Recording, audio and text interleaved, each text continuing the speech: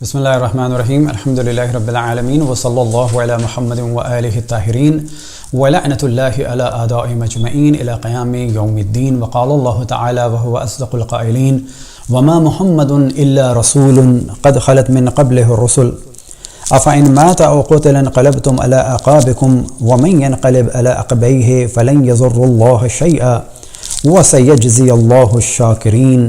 وقال الله تعالى وهو أصدق القائلين يحلفون بالله ما قالوا ولقد قالوا كلمة الكفر وكفروا بعد إسلامهم وهموا بما لم ينالوا.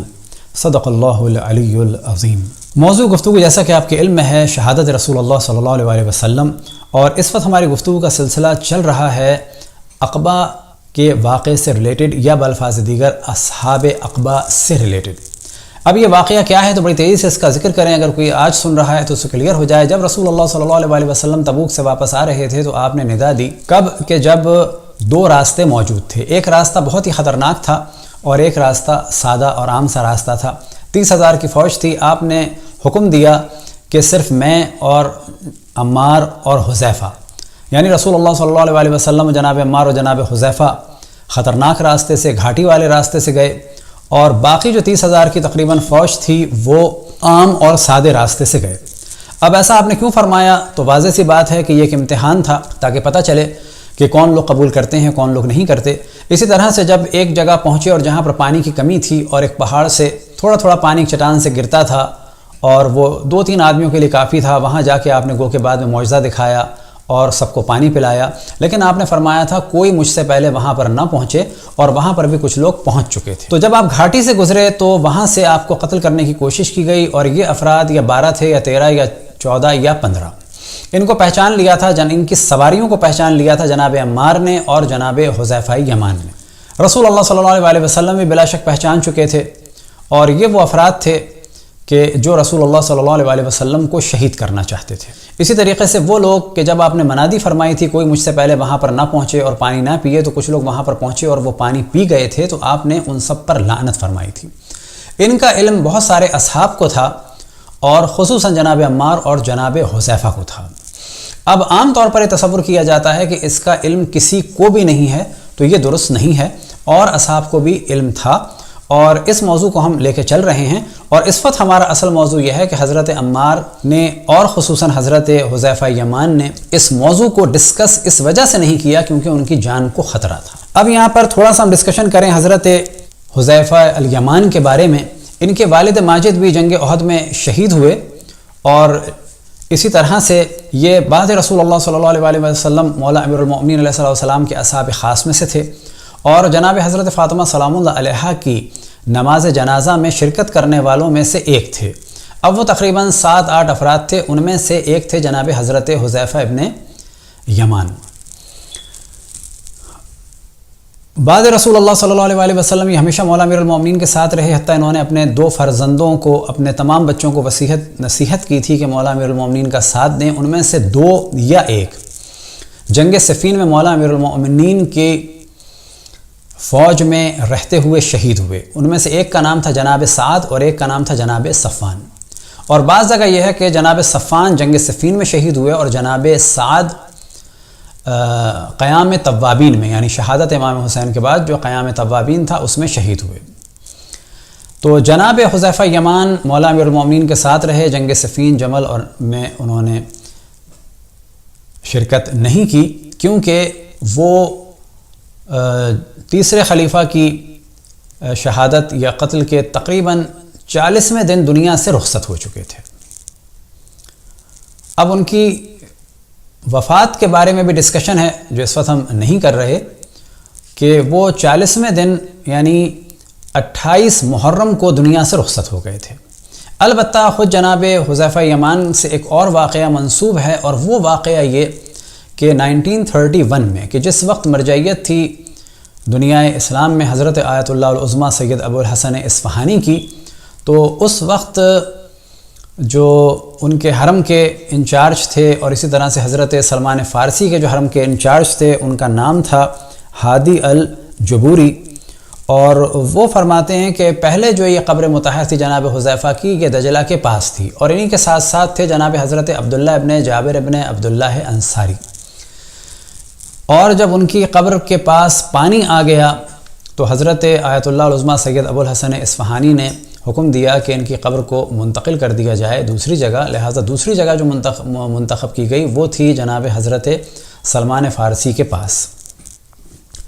اور ان کی جب قبر کو کھودا گیا منتقل کرنے کے درمیان تو ان کا دونوں کے جنازے بالکل صحیح و سالم تھے۔ آج بھی آپ کو ان کی تشییع جنازہ میں شرکت کرنے والوں کی تصاویر مل جائیں گی، لیکن جو آپ کی اصل خصوصیت تھی وہ تھی مولا امیر المؤمنین علیہ الصلوۃ والسلام سے والہانہ محبت، اور یہی آپ نے اپنے بچوں کو درس دیا۔ اور اسی طرح سے تاریخ میں بیان ہوا کہ حضرت ابو ذر غفاری کہ جنہیں جناب عثمان نے جلا وطن کر دیا تھا، ان کی وفات تو ایک بیابان میں ہوئی، لیکن ان کی نماز جنازہ میں آپ نے شرکت فرمائی۔ اب جناب حضرت حذیفہ یمان کے بارے میں ذہن میں رہے کہ وہ رازدار رسول اللہ صلی اللہ علیہ وسلم تھے، لیکن ان کے علاوہ بھی اصحاب تھے کہ جو جانتے تھے۔ اب تیزی سے آپ کے سامنے بعض موضوعات کو ڈسکس کرتے ہیں کہ جو پہلے بھی کر چکے ہیں، کیونکہ اس وقت ہمارا موضوع یہ ہے کہ حضرت حذیفہ یمان کو جان کا خطرہ تھا، لہٰذا وہ بہت سارے موضوعات کو ڈسکس نہیں کرتے تھے۔ اور یہ بھی ذہن میں رہے کہ وہ مولا امیر المؤمنین علیہ الصلوۃ والسلام کی خلافت کے تقریباً 40 دن کے بعد یا 39 دن کے بعد دنیا سے رخصت ہو گئے تھے، اور اس سے پہلے ہی وہ شدید بیمار تھے، اور وہ بیماری چلتی رہی یہاں تک کہ وہ دنیا سے رخصت ہو گئے۔ اب آپ کے سامنے ایک حوالہ ہے تاریخ ابن کثیر کہ جو ترجمہ ہے البدایہ والنہایہ کا، جلد نمبر 5 اور صفحہ نمبر ہے 37، اور آپ کے سامنے ہے پانی کا معجزہ۔ یہ وہی موضوع ہے کہ رسول اللہ صلی اللہ علیہ وسلم جب واپس آ رہے تھے تبوک سے تو اس وقت آپ کو قتل کی کوشش کی گئی، اور اسی سفر کا یہ ایک واقعہ ہے کہ آپ نے منادی فرمائی کہ کوئی پانی پینے نہ جائے، لیکن اس کے باوجود بھی کچھ لوگ پہلے سے پہنچ گئے اور سب پانی پی گئے۔ راوی بیان کرتا ہے کہ منافقین کا ایک گروہ اس کی طرف سبقت کر گیا اور جو کچھ اس میں تھا پی گیا۔ پس جب رسول کریم صلی اللہ علیہ وسلم اس کے پاس آئے تو آپ وہاں کھڑے ہو گئے اور آپ نے اس میں کوئی چیز نہ پائی۔ آپ نے فرمایا ہم سے پہلے اس پانی کی طرف کون آیا تھا؟ آپ سے عرض کیا گیا کہ فلان فلان آدمی آئے ہیں۔ آپ نے فرمایا کیا میں نے انہیں آگاہ نہیں کیا تھا کہ وہ میرے وہاں آنے تک اس سے پانی نہ پئیں؟ پھر آپ نے ان پر لعنت کی اور انہیں بد دعا دی۔ اب یہ ذہن میں رکھیں کہ فوج کو بھی معلوم تھا کہ کون لوگ وہاں آئے اور کنہوں نے حکم عدولی کی اور پانی پی لیا۔ یہ بالکل وہی امتحان تھا کہ جو سابقہ انبیاء بھی امتحان لیتے تھے اپنی امتوں سے، تو یہ بھی ایک امتحان تھا صرف یہ معلوم کرنے کے لیے اور اپنی امت کو بتانے کے لیے کہ ایسے افراد کو جو رسول کی اطاعت نہ کرتے ہوں ان سے دین نہ لیا جائے۔ تو سوال یہ پیدا ہوتا ہے کہ کیا یہ فلاں جو لوگ تھے انہیں کوئی نہیں جانتا؟ تو جواب یہ ہے کہ انہیں فوج جانتی تھی اور یہ وہ منافق نہیں تھے کہ جو مشہور تھے، لہٰذا اگر یہ وہ منافق جو مشہور منافق ابن السلول وغیرہ ہوتے تو ان کے ناموں کو چھپانے کی ضرورت نہ ہوتی اور نہ ہی ان کے ناموں کو کھولنے کے خوف کا احساس جناب حذیفہ یمان فرماتے، کیونکہ انہوں نے فرمایا کہ اگر میں ان کے نام لوں تو مجھے قتل کر دیا جائے گا۔ دوسرا حوالہ ہے آپ کے سامنے تفسیر در المنصور کا اور سورہ توبہ کے ضمن میں صفحہ نمبر 448 اور 449 میں، اور 449 میں آپ کے سامنے ہائی لائٹ کیا ہوا ہے فقال النبی لحذیفہ هل عرفت یا حذیفہ من هؤلاء الرہط، کہ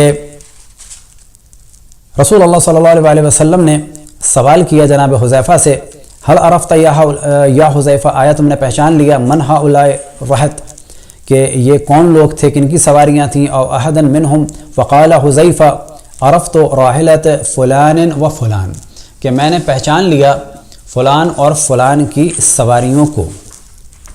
اب یہاں پر حضرت حذیفہ کو رسول اللہ صلی اللہ علیہ وسلم کی ایک اور بشارت ہے کہ جس کا ذکر ہوا جلد نمبر 3 صحیح مسلم میں، اور آپ کے سامنے اس وقت جو ترجمہ ہے وہ مولانا عابد الرحمن صدیقی کاندھلوی صاحب کا ہے، اور اس کا صفحہ نمبر ہے 47 اور 48 کتاب الامارہ، اور حدیث نمبر ہے 87 ان کی ترتیب کے حساب سے۔ اب یہاں پر موضوع یہ ہے کہ حذیفہ رضی اللہ تعالی عنہ بیان کرتے ہیں کہ میں نے عرض کیا یا رسول اللہ ہم برائی میں تھے، پھر اللہ تعالیٰ نے بھلائی دی، اب اس کے بعد بھی کچھ برائی ہے؟ آپ نے فرمایا ہاں۔ میں نے عرض کیا پھر اس کے بعد بھی بھلائی ہے؟ آپ نے فرمایا ہاں۔ میں نے عرض کیا پھر اس کے بعد بھی برائی ہے؟ آپ نے فرمایا ہاں۔ میں نے عرض کیا کیسے؟ آپ نے فرمایا میرے بعد وہ لوگ حاکم ہوں گے جو میری راہ پر نہ چلیں گے اور میری سنت پر عمل نہ کریں گے، اور ان میں ایسے لوگ ہوں گے جن کے دل شیطان کے سے اور بدن آدمیوں جیسے ہوں گے۔ میں نے عرض کیا یا رسول اللہ صلی اللہ علیہ وآلہ وسلم اگر میں ایسے زمانے کو پالوں تو کیا کروں؟ آپ نے فرمایا حاکم کی بات سن اور اس کی اطاعت اور فرما برداری کر، اگرچہ وہ تیری کمر توڑ دے اور تیرا سب مال چھین لے، پھر بھی تو اس کی بات سنے اور اس کی فرما برداری کیے جا۔ یہ وہ روایت ہے کہ جسے عموماً ہمارے برادران اہل سنت کے علماء فاسق اور فاجر اور زانی اور شرابی بادشاہوں کی اطاعت کے لیے اس کو مس یوز کرتے ہیں، جبکہ یہاں پر کوئی مطلقاً قانون بیان نہیں ہو رہا کہ فاسقوں اور فاجروں اور ظالموں کی اطاعت کی جائے، بلکہ جناب حذیفہ سے ارشاد فرمایا جا رہا ہے کہ تم اس وقت اپنی جان کو بچانا اور ان کی بات کو ماننا۔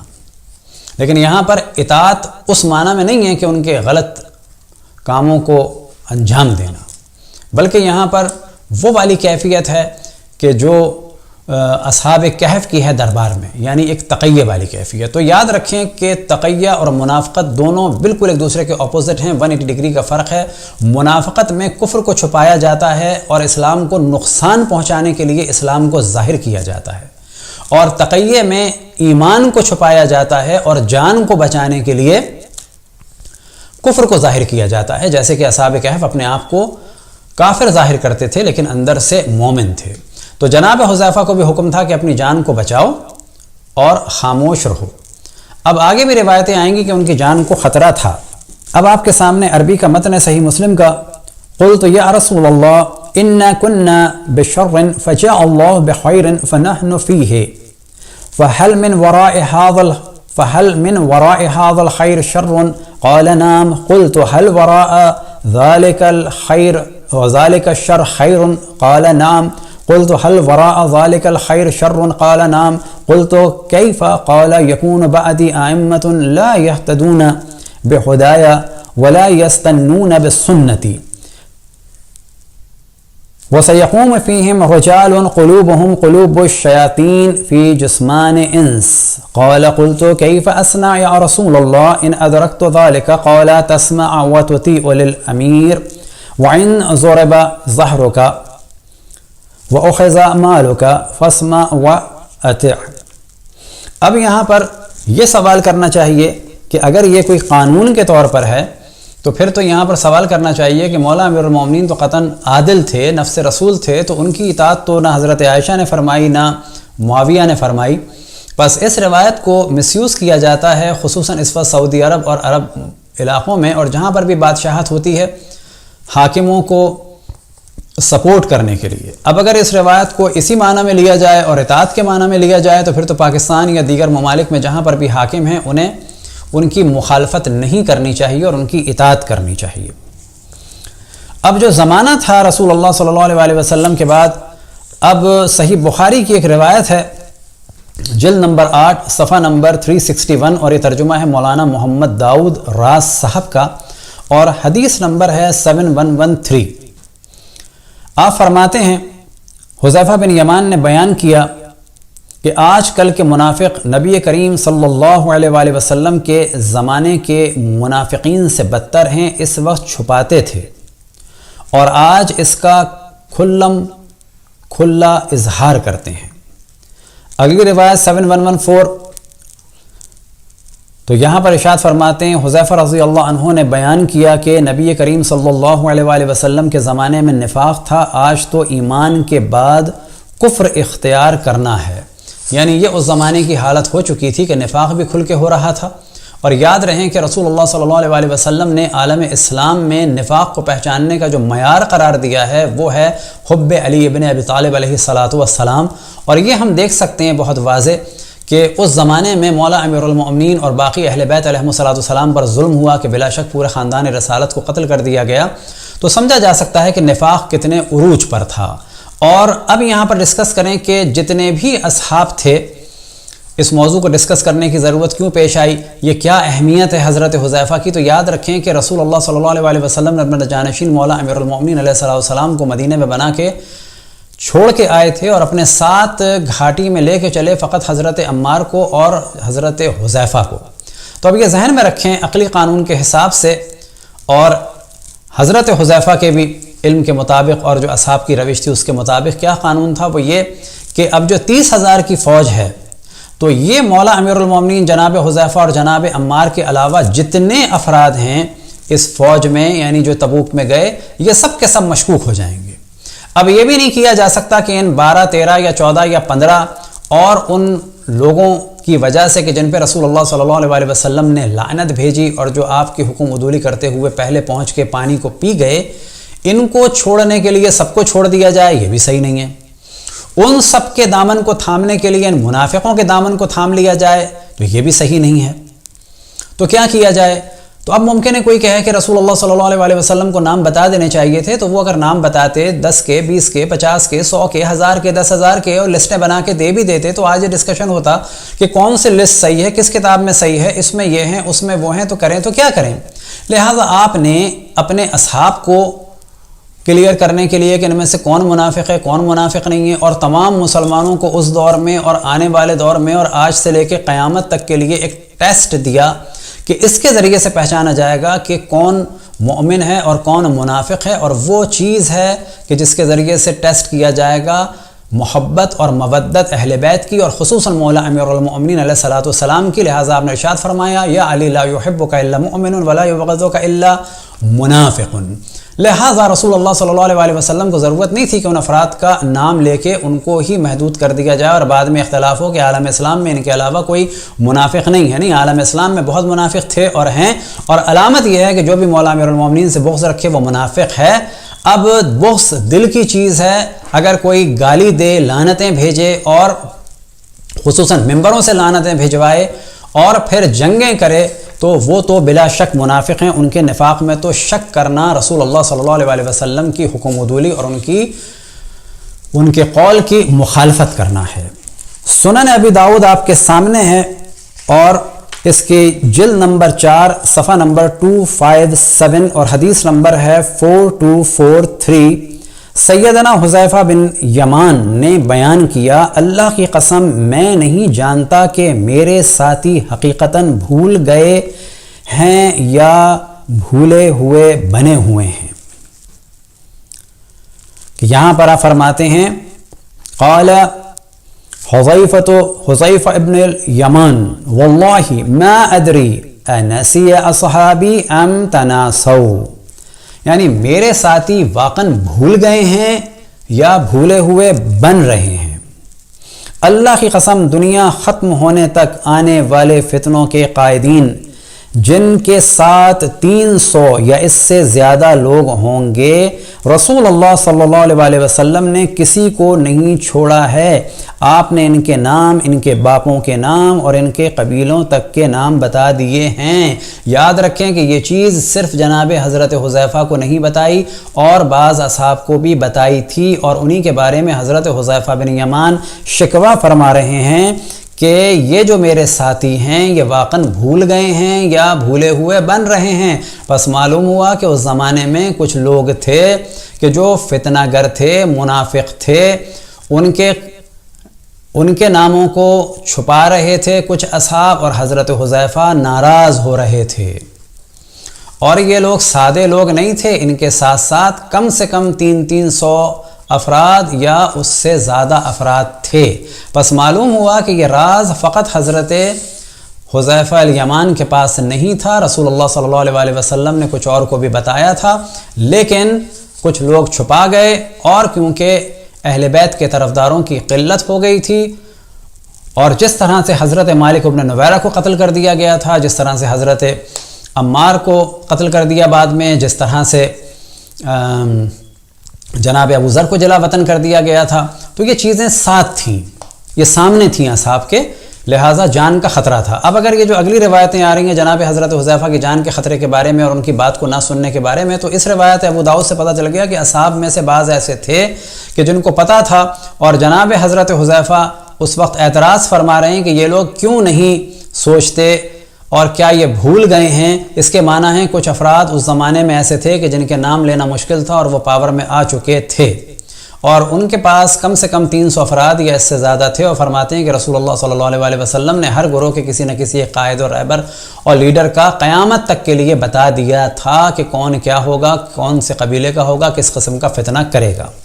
اب آپ کے سامنے ہے کنز العمال کی جلد نمبر 7۔ تو پہلے آپ کے سامنے اردو کا ترجمہ بیان کر دیتے ہیں، اور یہاں پر موضوع یہ ہے کہ حضرت حذیفہ گفتگو فرما رہے ہیں کہ اگر میں کچھ بتاؤں تو تم میں سے سب کے سب میری بات کو نہیں مانو گے، مجھے جھٹلا دو گے، اور یہاں پر محاورتاً کہہ رہے ہیں کہ تم تینوں میں سے تینوں جھٹلا دو گے۔ یہ بالکل ایسا ہے جیسے کہ ہماری کلاس میں اگر 20 بچے ہوں اور وہ ہم سے کہیں کوئی اچھی ڈائٹ آپ بتائیں، ہمیں یہ پتہ ہے کہ یہ لوگ کھانے کے عاشق ہیں اور یہ اپنے منہ پر کنٹرول نہیں رکھ سکتے، تو ہم کہیں گے محاورتاً، اگر وہ 20 ہیں تو محاورتاً کہہ سکتے ہیں کہ تم 5 کو بھی اگر بتاؤں تو 5 میں سے 5 بھی میری بات نہیں مانو گے، اور محاورتاً ہم یہ بھی کہہ سکتے ہیں کہ تم 1000 کو اگر بتاؤں تو 1000 میں سے ایک بھی نہیں مانے گا، اور محاورتاً ہم یہ بھی کہہ سکتے ہیں تم کو اگر بتاؤں 100 کو تو 100 میں سے کوئی بھی میری بات نہیں مانے گا۔ تو یہ ایک جملہ ہوتا ہے محاورتاً کہ تم سب کے سب میری بات کو نہیں مانو گے۔ تو کنز العمال کے اردو ترجمے میں جلد نمبر 13 اور صفحہ نمبر 160 اور حدیث نمبر ہے 36968۔ ایضاً ابو بختری کی روایت ہے، حضرت حذیفہ رضی اللہ عنہ نے فرمایا، اگر میں تمہیں ایک حدیث سنائی، تمہارے 3 لوگ میری تکذیب کریں گے۔ ایک نوجوان انہیں دیکھ کر کھڑا ہوا اور کہا، جب ہم میں سے 3 لوگ تمہاری تکذیب کر دیں گے پھر تمہاری تکذیب کر دیں گے تو پھر تمہاری تصدیق کون کرے گا؟ حذیفہ رضی اللہ تعالی عنہ نے فرمایا، رسول اللہ صلی اللہ علیہ وسلم کے صحابہ رضی اللہ عنہم رسول اللہ صلی اللہ علیہ وسلم سے خیر و بھلائی کے متعلق سوال کرتے تھے اور میں شر و برائی کے متعلق سوال کرتا تھا۔ حذیفہ رضی اللہ عنہ سے پوچھا گیا کہ آپ ایسا کیوں کرتے تھے؟ فرمایا، چونکہ جو شخص شر و برائی کا اعتراف کرتا ہے وہ بھلائی پر آ سکتا ہے۔ تو یہاں پہ معلوم ہوا کہ حضرت حذیفہ اس تمام عزت اور وقار کے بعد ایک ایسی زندگی گزار رہے تھے، اور یہ ان کی زندگی چلی ہے 36 ہجری 28 محرم تک، یعنی جناب عثمان کے قتل کے 40 تقریباً دن تک آپ زندہ رہے، اور اس سے پہلے ہی بیمار ہو چکے تھے۔ یہاں پر ایک ڈسکشن ہے کہ شاید انہیں بھی زہر دے دیا گیا تھا، لیکن اسے ہم ڈسکس نہیں کرتے، یہ ایک احتمال کی صورت میں ہے۔ اب اگر کبھی موقع ملا تو تفصیل سے ڈسکس کریں گے۔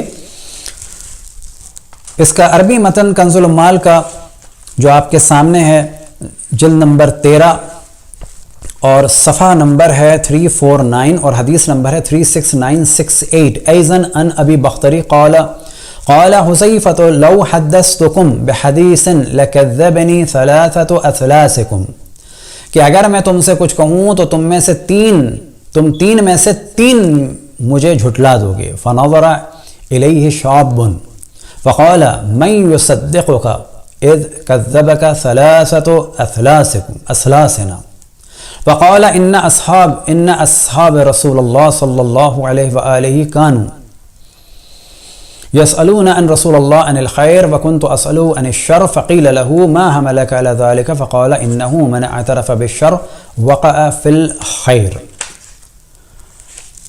اب دوسری روایت کے جس میں آپ کے جان کے خطرے کا ذکر ہے، حضرت حذیفہ رضی اللہ تعالیٰ عنہ، یہ ہے 36969 اور کنز العمال جلد 13 اور صفحہ نمبر 160۔ حضرت حذیفہ رضی اللہ تعالیٰ عنہ کہتے ہیں کہ اگر میں کسی نہر کے کنارے ہوں، اب آپ تصور کریں کہ اگر میں کسی نہر کے کنارے ہوں، یعنی وہ بیٹھے ہیں کسی نہر کے کنارے، وہ مثال دے رہے ہیں، اور چلو بھر پانی لینے کے لیے ہاتھ بڑھاؤں، یعنی نہر کے کنارے ہیں اور چلو بھر پانی لینے کے لیے اس طرح سے نہر کی جانب ہاتھ بڑھاؤں، اس دوران میں تمہیں بتا سکتا ہوں کہ میں کیا جانتا ہوں۔ کیا جانتے تھے حضرت حذیفہ؟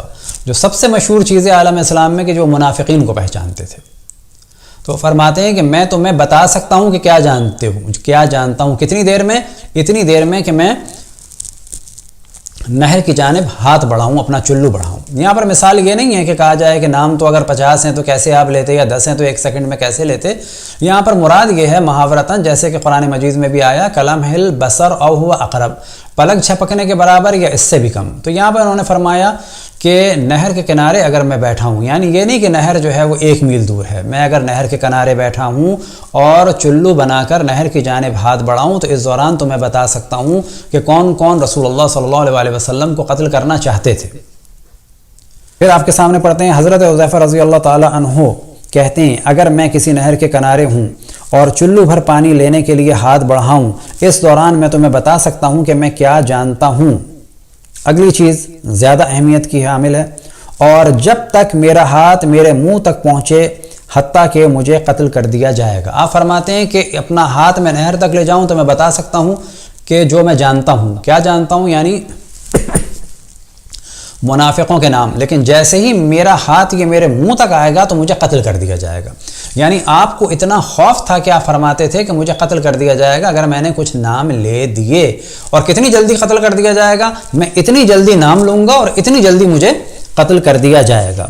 اب کنز العمال میں جلد نمبر 13 جو عربی متن آپ کے سامنے ہے 36969 عن حذیفہ قال لو كنت على شاطئ النهر وقد مددت يدي لأغترف فحدثتكم بكل ما أعلم وما وصلت يدي إلى فمي حتى أقتلا.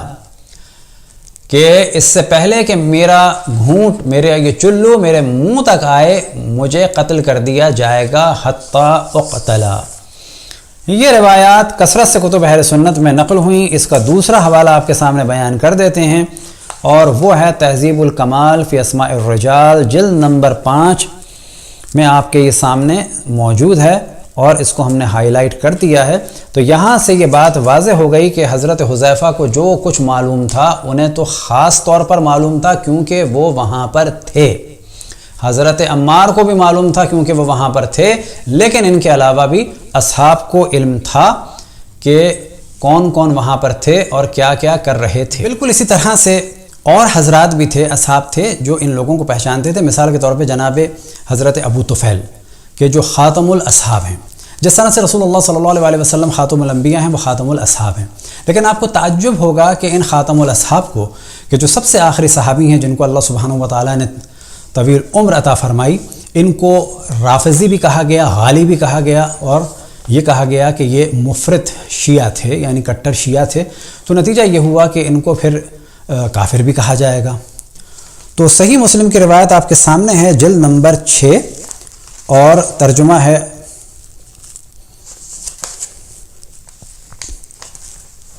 علامہ وحید الزمان صاحب کا، اور صفحہ نمبر 349 اور 340 ہے، اور حدیث نمبر ہے 7037. ابو طفیل سے روایت ہے کہ عقبہ کے لوگوں میں سے ایک شخص اور حذیفہ کے درمیان کچھ جھگڑا تھا جیسا لوگوں میں ہوتا ہے. اب یاد رکھیں کہ جناب حضرت ابو طفیل خود اصحاب میں سے، وہ فرما رہے ہیں کہ حضرت حذیفہ اور عقبہ کے لوگوں میں سے، اس کا مطلب ہے عقبہ کے لوگوں کو وہ بھی پہچانتے تھے. اب یہ جھگڑا تھا، یہ شخص کون ہے تو ایک الگ نشست میں اس کے بارے میں ڈسکس کریں گے کہ یہ آدمی کون ہے اور یہ کیا چاہتا تھا پوچھنا. اور در حقیقت یہی وہ افراد تھے کہ جو پوچھتے تھے، اور اگر یہ کہیں کہہ دیتے تو حضرت حذیفہ کی جان کو خطرہ بھی ہوتا. تو ابو طفیل سے روایت ہے کہ عقبہ کے لوگوں میں سے ایک شخص اور حذیفہ کے درمیان کوئی جھگڑا تھا جیسے لوگوں میں ہوتا ہے. تو یہ کوئی عام قسم کا جھگڑا نہیں تھا، یہ وہی تھا کہ منافقوں کا کہیں وہ نام تو نہیں لے دیتے. وہ بولا میں تم کو خدا کی قسم دیتا ہوں اصحاب عقبہ کتنے تھے. یعنی وہ شخص کہنے لگا کہ مجھے بتاؤ کہ اصحاب عقبہ کتنے تھے. لوگوں نے حذیفہ سے کہا جب وہ پوچھتا ہے تو بتا دو. اس کے معنی یہ ہوئے کہ اور لوگ بھی جانتے تھے کہ یہ آدمی اصحاب عقبہ میں سے ہے اور یہ پوچھ رہا ہے کہ عقبہ والے کتنے تھے، تو بتا دو اس کو. انہوں نے کہا. اب یہ کس نے کہا؟ تو یہاں پہ ایسا لگ رہا ہے کہ جناب حذیفہ نے کہا، جبکہ یہ شخص کہہ رہا ہے. انہوں نے کہا ہم کو خبر دی جاتی تھی رسول اللہ سے کہ وہ تیرے سوا 14 آدمی ہیں. تو یہاں پہ تو جملہ حضرت حذیفہ کی جانب سے ہے، لیکن دیگر روایات میں ایک الگ صورت میں ہے جو انشاءاللہ تفصیل سے الگ ڈسکس کیا جائے گا۔ تو یہاں پر حضرت حذیفہ کی جانب سے ہے یہ جملہ۔ انہوں نے کہا ہم کو خبر دی جاتی تھی رسول اللہ سے کہ وہ تیرے سوا 14 آدمی ہیں، اگر تو بھی ان میں سے ہے تو وہ 15 ہیں، اور میں قسمیہ کہتا ہوں ان میں سے 12 تو خدا اور رسول کے دنیا اور آخرت میں دشمن ہیں، اور باقی تینوں نے یہ عذر کیا جب ان سے پوچھا گیا اور ملامت کی گئی کہ ہم نے تو رسول اللہ کے منادی کی کہ عقبہ کے راستے نہ آؤ کی آواز بھی نہیں سنی، اور نہ اس قوم کے ارادے کی ہم خبر رکھتے تھے، اور اس وقت پیغمبر خدا سنگستان میں تھے۔ پھر چلے اور فرمایا کہ اگلے پڑاؤ میں تھوڑا پانی ہے، تو مجھ سے پہلے کوئی آدمی پانی پر نہ جاوے۔ جب آپ وہاں تشریف لے گئے تو کچھ منافق وہاں پہنچ چکے تھے، آپ نے ان پر اس دن لعنت فرمائی۔ تو معلوم ہوا کہ ان کو اور افراد بھی جانتے ہیں، اور حضرت حذیفہ نہ فقط یہ کہ وہ جانتے تھے، کچھ اور لوگ بھی جانتے تھے، لیکن کیونکہ حضرت حذیفہ رسول اللہ صلی اللہ علیہ وسلم کے ساتھ تھے تو وہ ٹارگٹ بنے ہوئے تھے، ان کی جان کو خوف تھا، اور وہ خود اظہار فرما چکے کہ اگر میں بتاؤں تو میں قتل کر دیا جاؤں گا۔ ظاہر ان کے سامنے بہت واضح مثال تھی جناب حضرت مالک ابن نویرہ کی، کس طرح سے انہیں قتل کیا گیا، سر کو کاٹ کے کس طرح سے اینٹوں کے طور پر استعمال کر کے اس پہ کھانا پکا کے کھایا لوگوں نے، ان کی زوجہ کی حرمت کو پامال کیا گیا۔ تو حضرت حذیفہ کے لیے بھی ظاہر ان موضوعات کو ڈسکس کرنا بہت مشکل تھا۔ خداوند تبارک و تعالیٰ سے دعا ہے کہ ہم سب کو علمی گفتگو کی توفیق عطا فرمائیں، گالی گلوچ شور شرابے سے سب کو بچنے کی توفیق عطا فرمائیں، اور ان موضوعات کو ڈسکس کرنے کا اصل ہدف یہی ہے کہ عموماً ان موضوعات کو لے کر ہم پر حملہ کیا جاتا ہے، جھوٹی داستانیں بنائی جاتی ہیں، اور شہادت رسول اللہ صلی اللہ علیہ وسلم سے ریلیٹڈ ان موضوعات کو ہم بیان کر رہے ہیں تاکہ کبھی اگر ان موضوعات کو کوئی اور شیعہ عالم یا ذاکر بیان کر دے تو کوئی ایک شور نہ کیا جائے۔ جو کچھ یہاں پر بیان ہوا وہ سب معتبر کتب اہل سنت سے اور ان کے علماء کی کتابوں سے نقل ہوا، خصوصاً اس وقت جو نقل ہوا سب کتب احادیث اور تاریخ ہی سے نقل ہوا۔ انشاءاللہ آگے گفتگو ہوگی۔ خداوند تبارک و تعالیٰ سے دعا ہے کہ ہم سب کو اپنے رسول، اپنی حجتوں کی معرفت عطا فرمائے اور اطاعت کی توفیق عطا فرمائے، تمام ادیان اور مذاہب کا ہم احترام کریں۔ وصلی اللہ علی محمد و آلہ الطاہرین۔